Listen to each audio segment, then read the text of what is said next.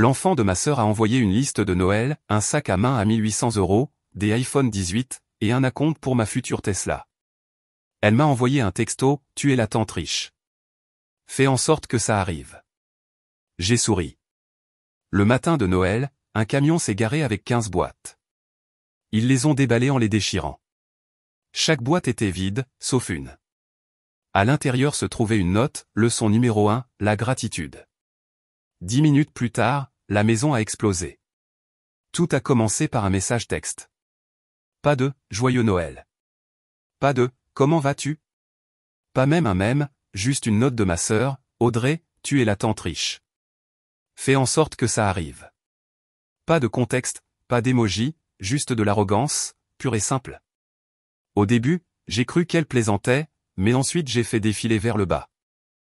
En pièce jointe, il y avait une photo de la liste de Noël de sa fille, écrite à la main avec un marqueur Sharpie gras sur un carton, comme s'il la présentait à une délégation des Nations Unies. 3 noms, 3 colonnes.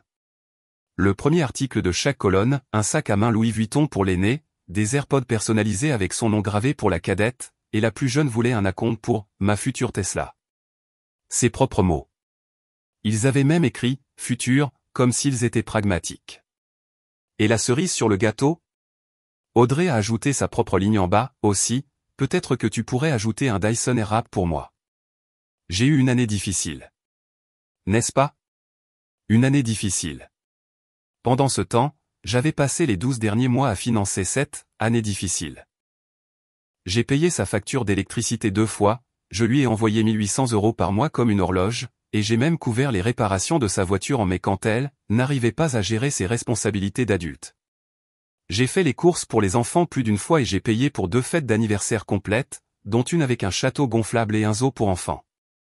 Je lui ai répondu tout de suite par texto, et je dois réduire un peu les dépenses. Pas de gros cadeaux cette année, d'accord ? Elle n'a même pas demandé pourquoi, elle a juste répondu, mais ne sois pas bizarre. Elle s'attend à quelque chose de grand. Cette réponse a été la goutte d'eau qui a fait déborder le vase. Pas même un merci pour tout. Pas même un « j'espère que tu vas bien ». Juste des attentes. C'était comme si j'étais devenu sa banque personnelle avec un ruban dessus. Je suis resté assise à regarder mon téléphone et j'ai réalisé quelque chose. Elle n'allait jamais s'arrêter. J'avais créé un monstre, une fête d'anniversaire, un virement Lydia à la fois. Mais ce Noël n'allait pas être le même. Je n'ai pas beaucoup dormi cette nuit-là. Le lendemain matin, je me suis mise au travail. Non pas pour faire du shopping, mais pour planifier. J'ai demandé une faveur à un ami qui dirigeait un service de livraison. J'ai loué un camion. J'ai acheté 15 grandes boîtes, du papier cadeau de qualité supérieure, des rubans, et même des étiquettes avec leur nom dessus. Je voulais que cela ressemble à la livraison de vacances la plus extravagante de la décennie. Le matin de Noël, je me suis garé devant la maison d'Audrey dans le camion. Les enfants étaient déjà dehors en pyjama de Noël assortis. J'ai klaxonné une fois et j'ai ouvert l'arrière. Des cris, des sauts. L'une d'elles a hurlé, elle l'a encore fait, comme si j'étais le Père Noël 2.0. Elles ont transporté les boîtes à l'intérieur comme si elles portaient un trésor. Tout le monde regardait, ma mère, mon père, les 3 petits diables du chaos d'Audrey, quelques cousins, et même grand-mère dans son vieux fauteuil inclinable sirotant du cidre. Audrey m'a lancé ce sourire suffisant, comme si elle avait gagné. Une par une, elles ont déchiré les boîtes. La première contenait un seul rouleau de papier toilette. La deuxième contenait des flocons de calage et une note qui disait « Tout ce qui est grand n'a pas forcément de la valeur ». Une autre avait une boîte à chaussures emballée sans rien à l'intérieur. Une boîte ne contenait qu'un miroir. Une autre avait une note qui disait « Qu'est-ce que tu apportes aux autres ?» Elles étaient confuses, silencieuses, tendues. Audrey a essayé de garder l'ambiance légère, en disant des choses comme « Oh, c'est un puzzle, n'est-ce pas ?» Mais ses enfants commençaient déjà à pleurer. Puis la plus jeune a ouvert la dernière boîte. À l'intérieur se trouvait une petite enveloppe noire, parfaitement scellée. Elle l'a ouverte et a lu à haute voix, leçon numéro 1, la gratitude. C'est à ce moment-là que l'ambiance a changé. Audrey s'est levée d'un bond, a commencé à me demander ce qui se passait, bon sang. Ma mère avait l'air mal à l'aise. Mon père avait ce demi-sourire en coin, comme s'il attendait que quelqu'un le dise à voix haute. Un cousin a reniflé dans son cidre et grand-mère a simplement continué à siroter. Je n'ai rien dit. J'ai juste souri et je me suis rassise. 10 minutes plus tard, la maison a explosé. Au début, ce n'était que du bruit, des voix qui se chevauchaient, des rires forcés, et ce mélange affreux de larmes forcées et de confusion. Les enfants pleurnichaient, assis dans un tas de boîtes vides, l'air trahi.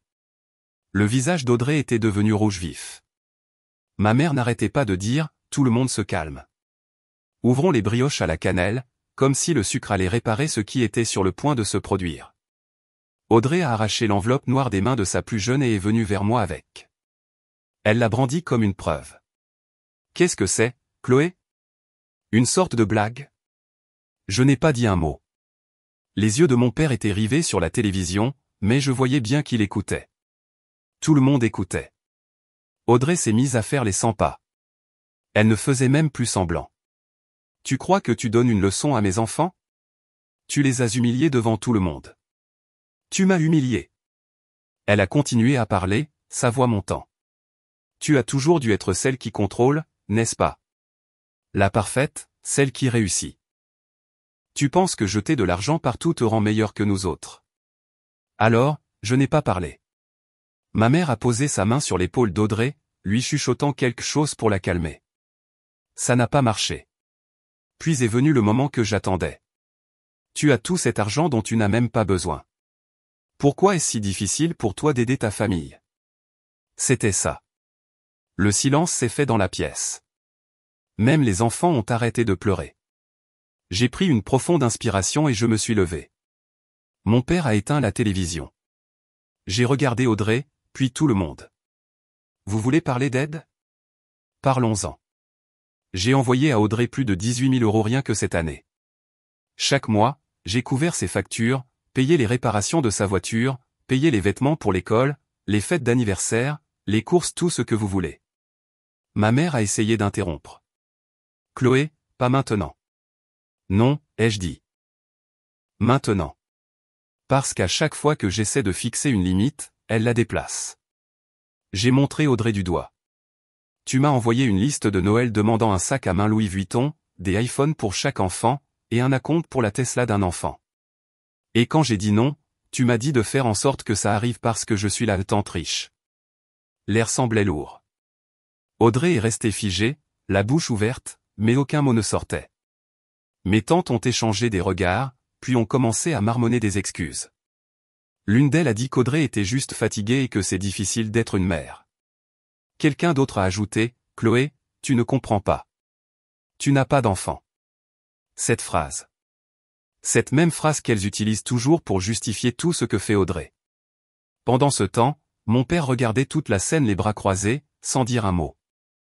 Il n'est pas du genre bruyant, mais on sait toujours de quel côté il est. Puis grand-mère, silencieuse jusqu'à présent, s'est penchée en avant dans son fauteuil. Peut-être que la gratitude serait un bon début, a-t-elle dit. C'est tout ce qu'elle avait besoin de dire. Le silence est devenu total dans la pièce. Même la liste de lecture de Noël en arrière-plan semblait gênante. Je pouvais voir les faux sourires disparaître.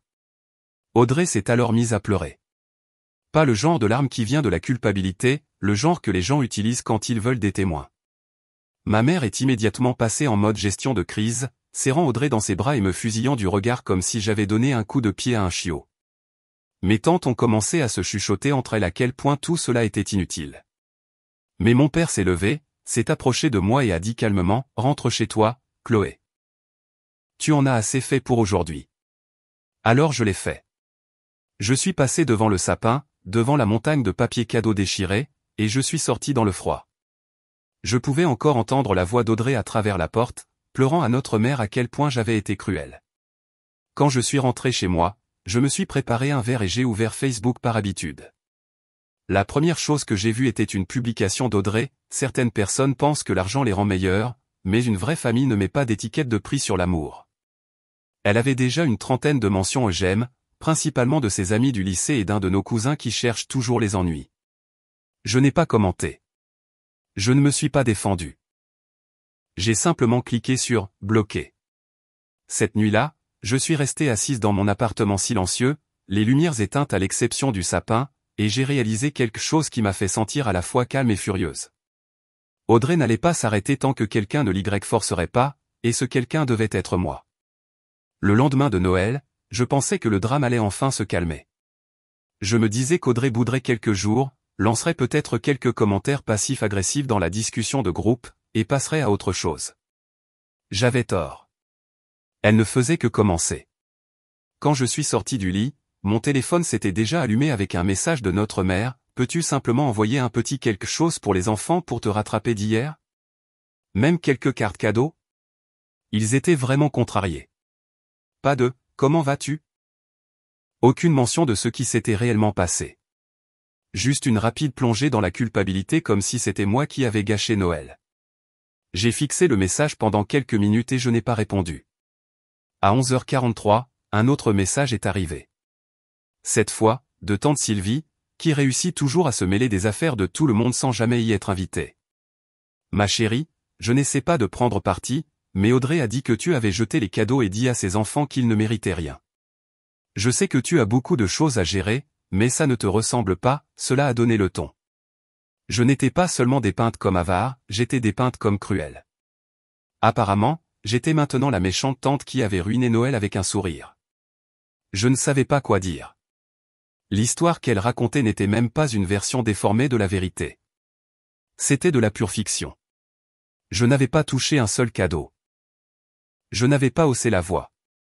Je n'avais pas dit un mot aux enfants à part « Joyeux Noël ». Mais Audrey avait pris le silence de la pièce, l'avait mélangé avec ses larmes, et avait réécrit toute l'histoire. Dans l'après-midi, les mensonges se propageaient rapidement. Un de mes cousins m'a envoyé un message sur Instagram pour me demander s'il était vrai que j'avais crié sur les enfants et leur avais dit qu'ils étaient des « petits monstres avides ». Apparemment, Audrey avait été occupée. Elle a posté une story vague sur Facebook, une personne riche peut gâcher Noël avec une seule phrase, mais nous apprenons la résilience à nos enfants. Ils iront bien. Et puis, sous une photo de ses enfants sur le canapé, l'air triste, avec la légende, ils ne méritaient pas ça. Je n'ai même pas essayé d'expliquer. Que aurais-je dit? Non, en fait, j'ai dépensé plus de 18 000 € cette année pour votre sœur et ses enfants. Et la seule fois où j'ai dit non, elle a pété les plombs et a menti à ce sujet. Personne ne veut entendre la version rationnelle. Ils veulent le drame. Et Audrey le leur a donné avec des rubans et des filtres. Vers 17h, j'ai finalement appelé la seule personne qui n'aurait pas besoin d'explication. Papa a décroché et a dit « Je me demandais quand tu appellerais ». Nous avons parlé pendant près d'1 heure. J'ai tout déballé. Pas seulement le désastre du matin de Noël, mais tout le schéma, les demandes d'argent constantes, les fausses urgences, la façon dont Audrey traitait mon aide comme si c'était son droit, pas une gentillesse. Je lui ai dit que j'en avais fini, que je n'enverrais plus un seul euro. Pas pour les factures, pas pour les urgences, pas pour une Tesla, et certainement pas pour des cartes cadeaux Carrefour.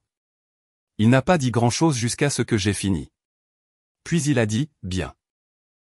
Tu aurais dû arrêter il y a longtemps. Je m'occupe de ta mère. Et il l'a fait. Cette nuit-là, alors que je me versais un verre de vin et que j'essayais d'oublier que ces vacances avaient eu lieu, mon téléphone a de nouveau vibré. Cette fois, c'était ma cousine Julie, qu'est-ce que tu as fait? Tes parents se crient dessus.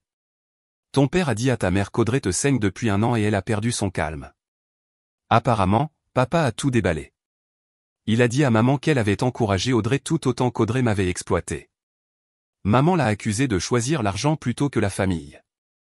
Papa lui a répondu, non, je choisis l'équité. Chloé n'est pas une banque. La dispute est devenue si forte que Julie, qui habite 2 portes plus loin, pouvait entendre les cris depuis son porche. À un moment donné, maman a même dit que j'avais perdu mon cœur et que lorsque les gens ont de l'argent, ils oublient leurs racines. Papa a répliqué, non, ce qu'elle a oublié, c'est comment se faire exploiter. Cette phrase m'est restée. Le lendemain matin, maman m'a envoyé un dernier message, juste 3 mots froids, on parlera plus tard. Je ne l'ai même pas ouvert. J'ai juste supprimé la conversation et bloqué son numéro. Pas d'annonce, pas d'adieu dramatique. J'avais juste besoin d'espace. Plus tard dans la journée, Audrey a publié un nouveau statut, la famille sera toujours là, à moins qu'elle n'ait jamais vraiment été une famille au départ. 35 mentions et j'aime, 5 commentaires, principalement de la sympathie. L'un venait d'une femme nommée Céline, que je suis sûr à 99% qu'Audrey n'a pas vue depuis le lycée, qui disait « Tellement désolé, ma belle. Tu te débrouilles super bien. » Et moi, j'étais là, assise dans un appartement silencieux décoré avec mon propre sapin, sirotant mon café, et réalisant quelque chose de très clair pour la première fois. J'avais soutenu sa vie pendant si longtemps qu'elle avait oublié qu'elle n'était pas la sienne. Mais maintenant, elle était sur le point de s'en souvenir. Les jours suivants furent silencieux de la pire des manières. Pas paisibles, tendus, comme si tout le monde se réorganisait. Je n'ai plus eu de nouvelles de maman, ce qui était à la fois un soulagement et une irritation. Je savais qu'elle devait probablement ruminer dans sa chambre, attendant que je revienne en rampant pour clarifier les choses afin qu'elle puisse aussi se sentir comme la victime. Mais le silence n'a pas duré. 3 jours après Noël, j'ai reçu un courriel. Pas un texto, pas un message vocal, un vrai courriel d'Audrey. Objet, offre finale. Elle a écrit 2 paragraphes. Le premier était sa version d'un traité de paix. Elle disait qu'elle était prête à aller de l'avant, si je pouvais, reconnaître le mal fait à ses enfants, et leur envoyer des cadeaux en retard de valeur égale à ceux que leurs cousins ont reçus cette année. Elle a inclus une liste. Cette fois, les articles étaient plus modestes, ce qui, honnêtement, a empiré les choses, comme si elle essayait de me manipuler pour que je me sente à nouveau coupable. Le deuxième paragraphe est devenu intéressant. Elle a écrit « Si vous choisissez de ne pas répondre, je devrais peut-être avoir une conversation très honnête avec le reste de la famille sur les raisons pour lesquelles vous vous êtes éloigné de nous, y compris des choses que vous ne voudriez probablement pas voir partagées. » Il m'a fallu une seconde pour comprendre ce que je lisais. Me menaçait-elle ? Et puis ça m'a frappé, elle ne menaçait pas seulement, elle me faisait chanter. Je n'avais aucune idée des choses auxquelles elle faisait référence car, honnêtement, ma vie est assez ennuyeuse. Mais connaissant Audrey, ça n'avait pas besoin d'être vrai. Il fallait juste que ça paraisse assez croustillant pour attirer l'attention. J'ai imaginé l'histoire qu'elle inventerait, que j'étais amer, peut-être même mentalement instable, que j'avais toujours détesté être la célibataire de la famille et que je faisais maintenant une crise pour attirer l'attention. Je n'ai pas répondu, mais je n'ai pas non plus supprimé le courriel. Le même après-midi, j'ai de nouveau appelé mon père et je lui ai tout raconté. Il m'a demandé de le lui transférer. Je l'ai fait. Moins de 5 minutes plus tard, il m'a rappelé et a dit « Je vais m'en occuper ». Je ne savais pas exactement ce que cela signifiait, mais le lendemain matin, la discussion de groupe, qui était plutôt morte depuis l'explosion, s'est de nouveau animée. Cette fois, c'est Audrey qui a été prise au dépourvu. Papa a posté un message complet décrivant tout ce qu'il avait appris sur la situation. Pas d'émotion, juste des faits, 1800 € par mois pendant 12 mois. 1400 € de réparations automobiles. 550 € de frais de fête d'anniversaire. 650 € d'achat pour la rentrée scolaire. Il a ajouté que tous les reçus et virements bancaires étaient documentés. Il a terminé par « Chloé n'est pas votre fonds d'urgence. Si vous voulez une Tesla, trouvez un travail. Ce n'est pas négociable. » La discussion familiale a explosé. Tante Sylvie a quitté le groupe en moins de 10 minutes. Un cousin m'a envoyé un message privé disant « Ok, waouh, je ne savais pas que c'était comme ça. Désolé de t'avoir jugé. » Et Audrey ? Elle est restée silencieuse pendant quelques heures. Puis elle a posté une diatribe sur Facebook si délirante que quelqu'un l'a capturée en photo et me l'a envoyée avec la légende « Ta sœur a perdu la tête ». Elle a écrit qu'elle était financièrement abusée, que ses enfants étaient publiquement humiliés, et que les gens avec de l'argent deviennent souvent toxiques quand ils se sentent supérieurs. Elle m'a même accusé d'enregistrer des conversations privées et de les utiliser contre la famille. À ce moment-là, je m'attendais à moitié à ce que quelqu'un appelle les services de protection de l'enfance contre moi juste pour avoir respiré. Mais ce à quoi je ne m'attendais pas est arrivé 2 nuits plus tard. Je venais de finir de dîner quand l'interphone de mon immeuble a sonné. Je n'attendais personne, alors j'ai vérifié la caméra et elle était là, Audrey, debout devant mon immeuble, tenant sa plus jeune dans un bras et les 2 autres derrière elle, l'air ennuyé et pas assez habillé pour l'hiver. Je n'ai même pas eu le temps de réagir avant que l'interphone ne sonne à nouveau. J'ai décroché. Elle est allée droit au but. Tu ne vas pas m'ignorer. J'ai besoin de te parler. Les enfants ont besoin d'aide. Nous restons chez grand-mère maintenant et ça ne marche pas. Nous avons besoin que tu interviennes. Intervenir. Comme si j'étais restée assise tout ce temps. Je n'ai pas dit grand-chose. Je lui ai juste dit non et j'ai raccroché. Je n'ai même pas ouvert la porte. Le lendemain matin, j'ai reçu un autre courriel. Objet, si tu ne veux pas m'aider, prends au moins les enfants. Tu leur dois bien ça. Je n'ai pas répondu. C'était le dernier message que j'ai reçu d'elle. Après ce dernier courriel, celui où elle me proposait de me donner ses enfants comme s'ils étaient des retours sur un produit défectueux, j'ai su que je devais partir. Pas seulement émotionnellement, mais physiquement.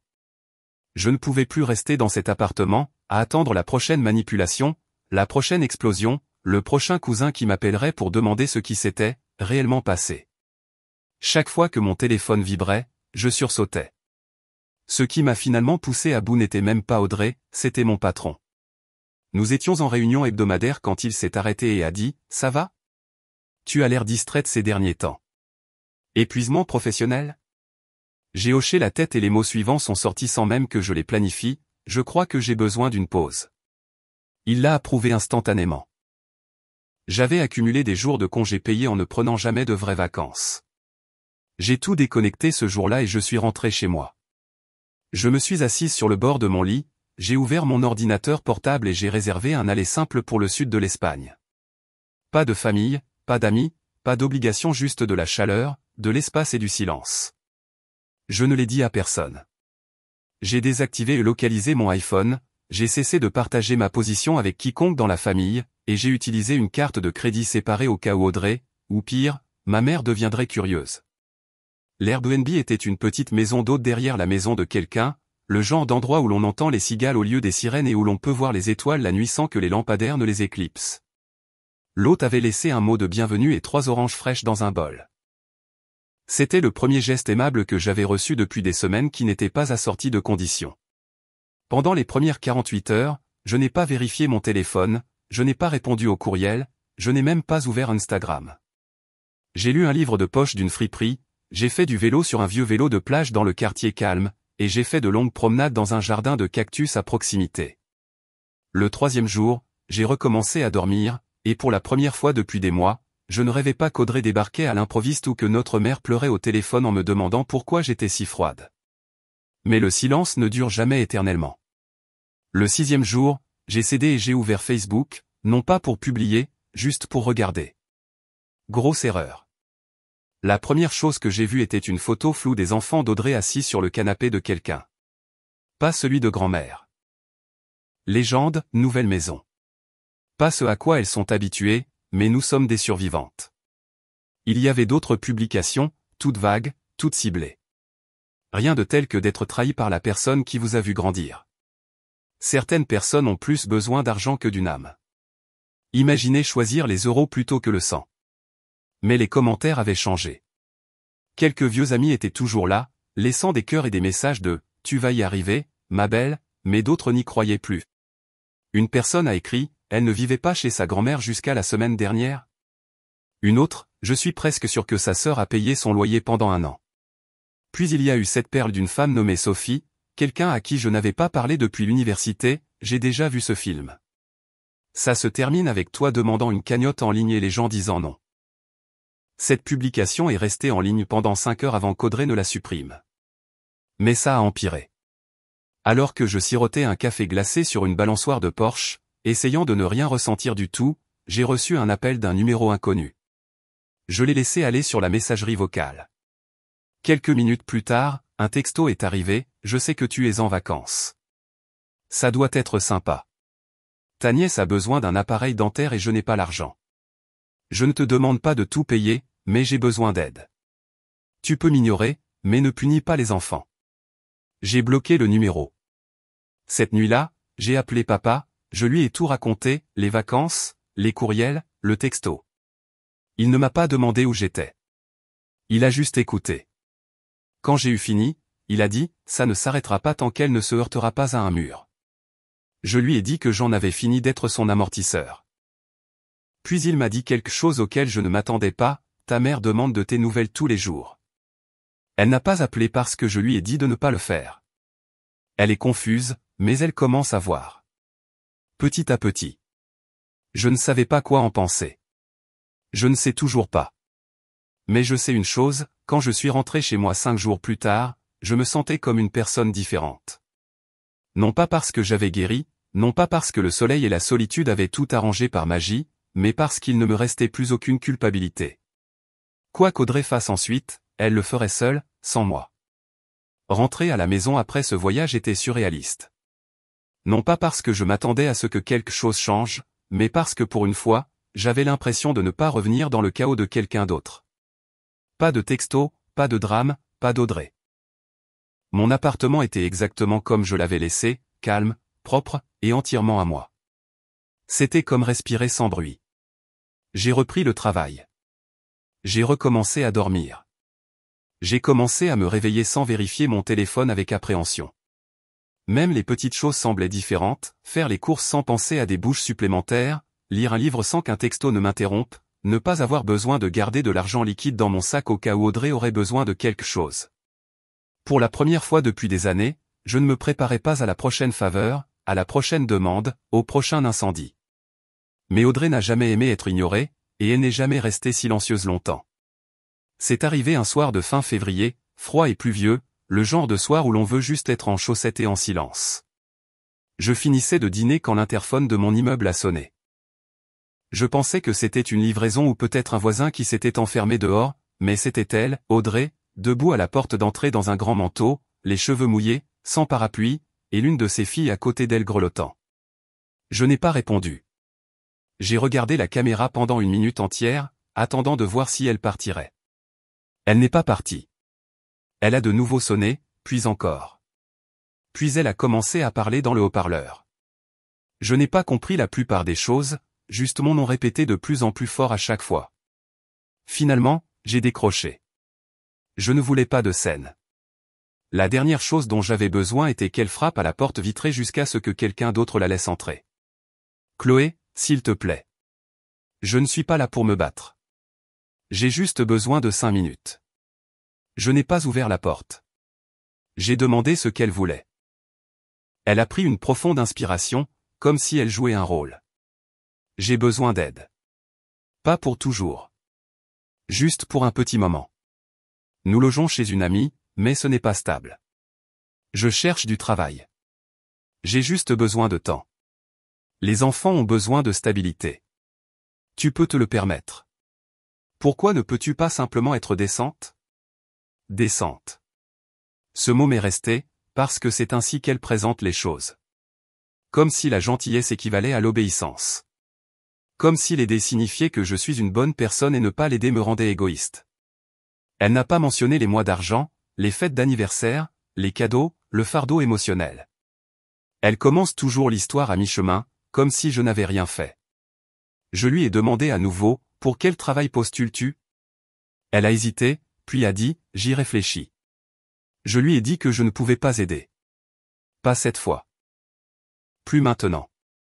Elle a cligné des yeux, et resté là comme si son cerveau ne pouvait pas traiter le fait que le distributeur automatique affichait, transaction refusée. Puis elle est devenue méchante. Tu as changé. Tu es si amère maintenant. Tu agis comme si tu étais meilleur que tout le monde. Tu penses que tu vas mourir seul dans cet appartement et que quelqu'un s'en souciera. Je n'ai rien dit. Je l'ai juste regardé. Puis elle a sorti sa dernière carte. Tu veux savoir la vérité ? Maman pense que tu es froide. Elle dit que tu te caches derrière ton argent parce que tu as trop peur d'avoir une vraie famille. Au moins, j'ai des enfants qui m'aiment. Ça a piqué pendant environ 3 secondes, mais je savais ce que c'était, sa panique. Elle était venue chercher de l'aide et ne l'avait pas obtenue, alors elle a cherché à blesser. J'ai fermé la porte sans dire un mot, je suis remonté et je n'ai pas regardé en arrière. 1 heure plus tard, elle a posté une photo de ses enfants dormant sur le sol de quelqu'un. Légende, voilà à quoi ressemble la force, même quand la famille vous tourne le dos. Même mention j'aime, même cœur, même petit cercle de personnes qui croyaient encore à sa version de la réalité. Mais les commentaires étaient plus discrets maintenant, un peu moins de défenseurs, plus de gens qui regardaient que de gens qui répondaient. Les jours ont passé, puis les semaines. Elle n'a plus cherché à me contacter, pas directement, mais sa campagne de dénigrement ne s'est pas arrêtée. J'ai reçu un message d'un vieil ami du lycée me demandant si j'avais vraiment renié ma nièce et mes neveux. Un autre m'a envoyé une capture d'écran d'une des publications d'Audrey, quelque chose sur le fait que sa sœur était, si désespérée de paraître puissante qu'elle en a oublié comment être humaine. Et puis est venue la chose qui m'a presque fait rire, une cagnotte Litchi. Elle l'a lancée avec le titre « Un nouveau départ pour moi et mes bébés ». La description était un conte de fées réécrit. Elle affirmait avoir été coupée des vivres de manière inattendue après une trahison familiale et essayait de se remettre sur pied sans compter sur des personnes toxiques. Elle demandait 9 000 €. À la fin de la semaine, elle avait récolté 150 €. C'était ça.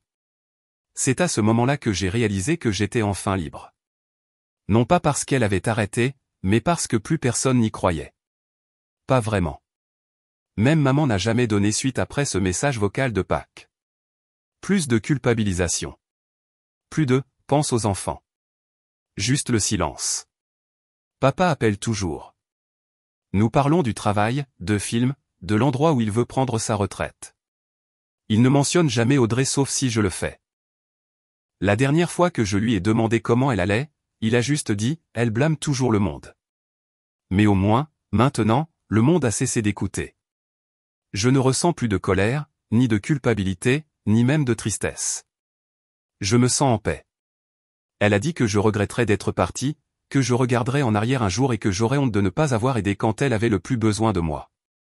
Mais chaque fois que je regarde en arrière, je vois une chose clairement, j'ai aidé pendant des années, plus que n'importe qui d'autre, plus que je n'aurais jamais dû. Et je n'ai pas honte de ce que j'ai arrêté de faire. J'ai honte de l'avoir laissé durer si longtemps.